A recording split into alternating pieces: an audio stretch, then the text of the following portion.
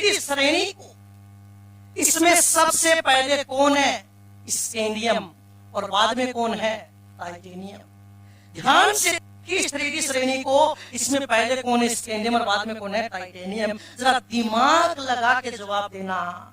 जब आप स्कैंडियम से टाइटेनियम को जाओगे, जब आप स्कैंडियम से जिसका परमाणु क्रमांक 21 है, टाइटेनियम जिसका परमाणु क्रमांक 22 है, तो जब आप स्कैंडियम से टाइटेनियम जाओगे, जब आप स्कैंडियम से टाइटेनियम जाओगे, जरा दिमाग लगा के जवाब देना।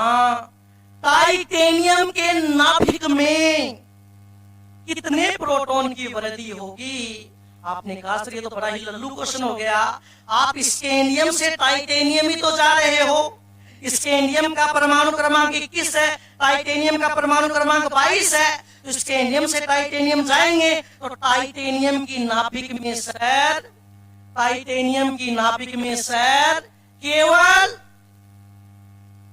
1 प्रोटॉन की वृद्धि होगी। तो बताओ, जब आप स्कैंडियम से टाइटेनियम गए तो क्या टाइटेनियम की नाभिक में कुछ खास प्रोटॉन की वृद्धि हुई? नहीं, एक ही प्रोटॉन बढ़ा, और एक प्रोटॉन बढ़ने से हमारे यहाँ कोई फर्क है नहीं पड़ता। आप ध्यान से देखिए द्वितीय संक्रमण श्रेणी को, 4D श्रेणी को, इसमें कौन है? इट्रियम, और बाद में कौन है? जर्कोनियम। तो जब आप 4D श्रेणी में इट्रियम से जर्कोनियम जाओगे, तो बताओ बेटा, जर्कोनियम के नाभिक में कितने प्रोटॉन की वृद्धि होगी? फिर आपने कहा सर, फिर आपने लल्लू बात कर दी। मैंने पूछा कैसे? कि सर इट्रियम का परमाणु क्रमांक 39 है, और इट्रियम का परमाणु क्रमांक 39 है, और जर्कोनियम का परमाणु क्रमांक 40 है। तो जब इट्रियम से जर्कोनियम जाएंगे तो जर्कोनियम के नाभिक में एक ही तो प्रोटॉन की वृद्धि होगी। तो कितने प्रोटॉन की वृद्धि होगी बेटा? 1 प्रोटॉन की वृद्धि होगी, 1 प्रोटॉन की वृद्धि होगी। तो बताओ कोई खास वृद्धि हुई क्या? यानी 3D श्रेणी में जब आप स्कैंडियम से टाइटेनियम गए, नाभिक में 1 प्रोटॉन बढ़ा। 4D श्रेणी में जब आप इट्रियम से जर्कोनियम गए तो नाभिक में 1 प्रोटॉन बढ़ा। लेकिन ध्यान से देखना, आपके लिए थोड़ा बड़ा करके दिखा रहा हूं, आपके लिए थोड़ा बड़ा करके दिखा रहा हूं। लेकिन लेकिन जब आप तृतीय संक्रमण श्रेणी में, बोले तो 5D श्रेणी में लेंथेनम से, कहां से? लेंथेनम से और हफनियम जाओगे। देखो मैंने क्या कहा, 3D श्रेणी में जब आप स्कैंडियम से टाइटेनियम जाते हो तो टाइटेनियम की नाभिक में 1 ही प्रोटॉन बिठाना, सही बात है। 4D श्रेणी में जब आप इट्रियम से जर्कोनियम गए तो जर्कोनियम की नाभिक में 1 ही प्रोटॉन बढ़ा। लेकिन तृतीय संक्रमण श्रेणी में जब आप लेंथेनम से हफनियम जाओगे, लेंथेनम से हफनियम जाओगे, ठीक, लेंथेनम से हफनियम जाओगे, तो बताओ बेटा लेंथेनम का परमाणु क्रमांक कितना है? 57, और हफनियम का परमाणु क्रमांक कितना है? 72। तो जब आप तृतीय संक्रमण श्रेणी में 5D श्रेणी में लेंथेनम से हफनियम जाओगे तो बताओ बेटा हफनियम की नाभिक में कितने प्रोटॉन की वृद्धि होगी? तो आपने कहा सर 15 प्रोटॉन की वृद्धि। कितने प्रोटॉन की वृद्धि होगी? 15 प्रोटॉन की वृद्धि हो गई। अरे यस की नो? कितने प्रोटॉन की वृद्धि होगी? 15 प्रोटॉन की वृद्धि हो। ठीक, बात करते हैं तो सुनना बेटा ध्यान से। मैंने क्या कहा कि जब आप स्कैंडियम से टाइटेनियम गए तो टाइटेनियम के नाभिक में 1 ही प्रोटॉन की वृद्धि हुई।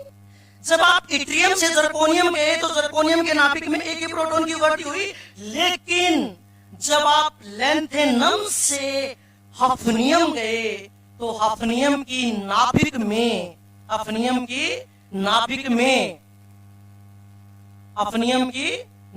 में ध्यान से देखिए आप, हफनियम की नाभिक में 15 प्रोटॉन की वृद्धि हुई।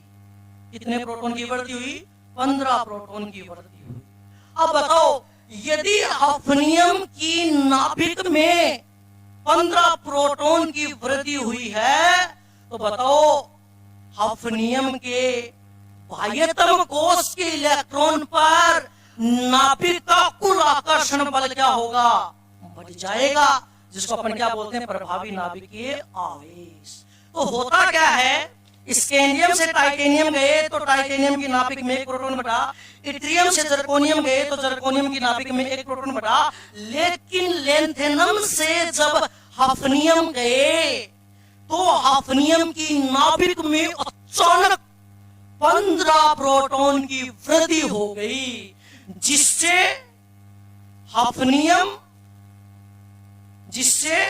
हफनियम और इससे आगे आने वाले जो तत्व हैं इनका प्रभावी नाभिकीय आवेश बढ़ गया, और वो भी बहुत ज्यादा, जिसके कारण क्या हुआ? इनका आकार संकुचित होकर 4D श्रेणी के तत्वों के बराबर हो गया। और आकार में ये जो कमी हुई है ना, इस कमी को अपन बोलते हैं लेंथेनॉइड संकुचन। ठीक, तो देखिए लेंथेनॉइड संकुचन क्या होता है, इसको अपन लिखेंगे कैसे? सुनना भाई, लिखेंगे कैसे वो देखना। लेंथेनॉइड संकुचन को अपन लिखेंगे कैसे? ठीक है, परिभाषा लिख रहा हूं। लेंथेनॉइड संकुचन, लेंथेनॉइड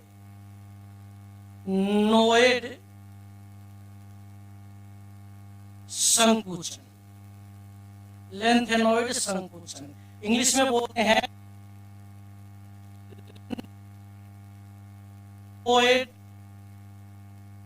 कॉन्ट्रैक्शन, लेंथेनॉइड कॉन्ट्रैक्शन। ठीक, तो आप शॉर्टकट में LC भी बोल सकते हो, लालचंद। अरे कोई दिक्कत है क्या? कोई दिक्कत है नहीं है। तो देखिए लेंथेनॉइड संकुचन क्या होता है, तो मैंने क्या बताया, लेंथेनॉइड संकुचन को आप कैसे परिभाषित करोगे? सुनना, आवर्त सारणी में या ऐसे लिख सकते हो, लेंथेनम से हफनियम जाने पर हफनियम की नाभिक में अचानक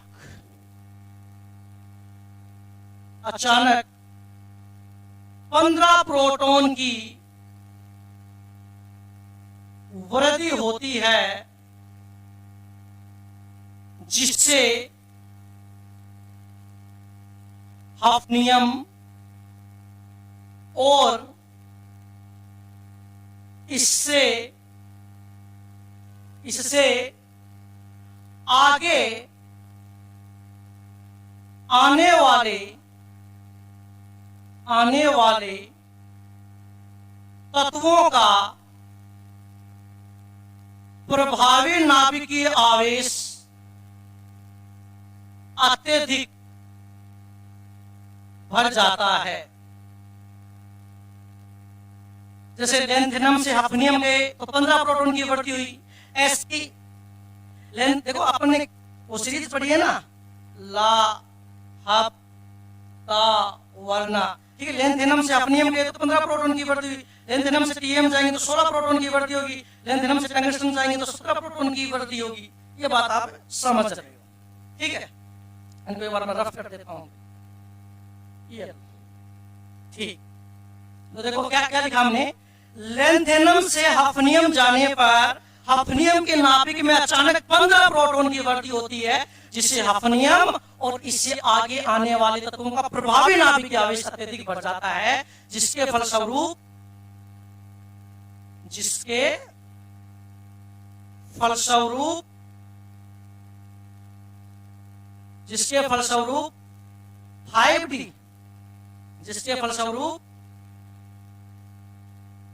5D श्रेणी के तत्वों का आकार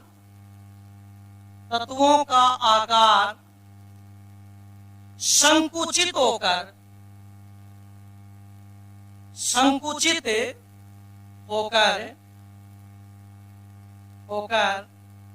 4D श्रेणी के संगत तत्वों के बराबर हो जाता है।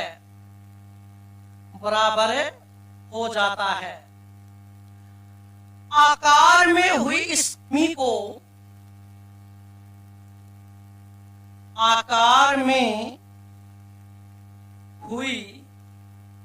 कमी को लैंथेनोइड संकुचन कहते हैं। यानी आपको माइंड में की बात सेट करनी है कि 4D और 5D श्रेणी के तत्वों का आकार जो बराबर होता है, उसका कारण क्या है? लैंथेनोइड संकुचन। उसका कारण क्या है? लैंथेनोइड संकुचन। तो क्या ये बात आपको समझ में आ गई? हाँ, लेकिन ध्यान में रखना, लैंथेनोइड संकुचन है ना बेटा, लैंथेनोइड संकुचन है ना, वो तीसरे वर्ग के तत्वों पर लागू नहीं होता। तीसरे वर्ग में तो आकार है वो क्रमिक रूप से बढ़ेगा ही। हाँ, क्यों? क्योंकि जो प्रोटॉन में वृद्धि हो रही है वो लैंथेनम से नहीं हो रही है, लैंथेनम के बाद जो हफनियम है वहां से प्रोटॉन में वृद्धि हो रही है। ये बात शायद आपको समझ में आ गई हो। ठीक है, तो ये बेटा आपने लैंथेनोइड संकुचन की परिभाषा पढ़ी। एग्जाम में कई बार पूछ लेते हैं लैंथेनोइड संकुचन क्या होता है। अब आपने थोड़ा सा दिमाग नहीं लगाया। देखो, मैंने लैंथेनोइड संकुचन को कैसे समझाया कि भाई जब हम लैंथेनम से हफनियम जाते हैं ना, तो हफनियम के नाभिक में 15 प्रोटॉन बढ़ते हैं, जिससे हफनियम और उससे आगे आने वाले तत्वों का प्रभावी नाभिकीय आवेश बढ़ जाता है, जिससे उनके आकार में कमी आती है और 5D श्रेणी के तत्व संकुचित होकर 4D श्रेणी के बराबर हो जाते हैं। इसे लैंथेनोइड संकुचन कहते हैं। लेकिन आपने दिमाग नहीं लगाया। अरे लैंथेनम से हफनियम जाने पर यदि 15 प्रोटॉन की वृद्धि हो रही है तो 15 इलेक्ट्रॉन की भी तो वृद्धि हो रही है। अगर खींचने वाले बढ़ रहे हैं तो धकेलने वाले भी तो बढ़ रहे हैं। इसका मतलब तो ये हुआ कि लैंथेनोइड संकुचन नहीं होना चाहिए था, क्योंकि जितना खींचने वाले बढ़े उतने धकेलने वाले भी तो बढ़े। अरे लैंथेनम से हफनियम जाने पर हफनियम की नाभिक में 15 प्रोटॉन की वृद्धि हुई तो 15 इलेक्ट्रॉन की भी तो वृद्धि हुई। इसका मतलब लैंथेनोइड संकुचन नहीं होना चाहिए था, लेकिन प्रायोगिक रूप से देखा गया है कि लैंथेनोइड संकुचन होता है। तो फिर इसका कारण क्या है? अब मैं आपको लैंथेनोइड संकुचन का बताऊंगा, तो संकुचन का क्या बताऊंगा? कारण। आओ बात करते हैं लैंथेनोइड संकुचन के कारण की बात करते हैं। ठीक, लैंथेनोइड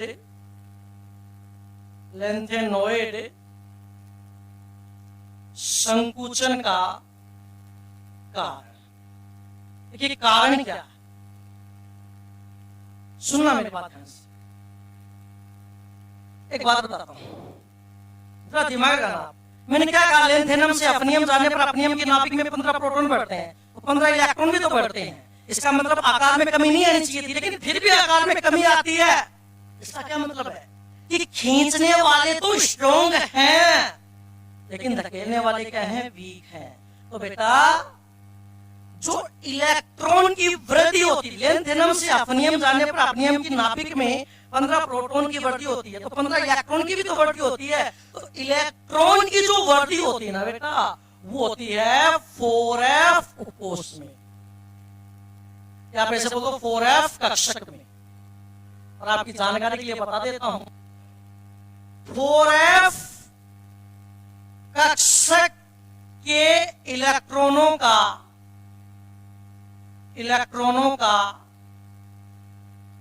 परिरक्षण प्रभाव क्या होता है? दुर्बल होता है। अब शायद आपको समझ में आ गया होगा कि सर जो इलेक्ट्रॉन, देखो प्रोटॉन तो नाभिक में बढ़ रहे हैं, लेकिन जो इलेक्ट्रॉन बढ़ रहे हैं वो इलेक्ट्रॉन किसमें बढ़ रहे हैं? 4f कक्षक में बढ़ रहे हैं। और 4f कक्षक के इलेक्ट्रॉनों का जो परिरक्षण प्रभाव है वो दुर्बल होता है, क्योंकि परिरक्षण प्रभाव का भी एक क्रम होता है। परिरक्षण प्रभाव का भी एक क्रम होता है। सबसे ज्यादा परिरक्षण प्रभाव होता है s इलेक्ट्रॉनों का, उससे कम p का, उससे कम d का, और f कक्षक के इलेक्ट्रॉनों का परिरक्षण प्रभाव सबसे क्या होता है? कमजोर होता है। अगर एग्जाम में पूछे ना कि लेंथेनॉइड संकुचन का कारण बताओ, तो सिर्फ आपको यही लिखना है 4f कक्षक के इलेक्ट्रॉनों का दुर्बल परिरक्षण प्रभाव लेंथेनॉइड संकुचन का कारण है। तो यहां पर बेटा अपना पहला पॉइंट कंप्लीट होता है, atomic size. Thank you very much.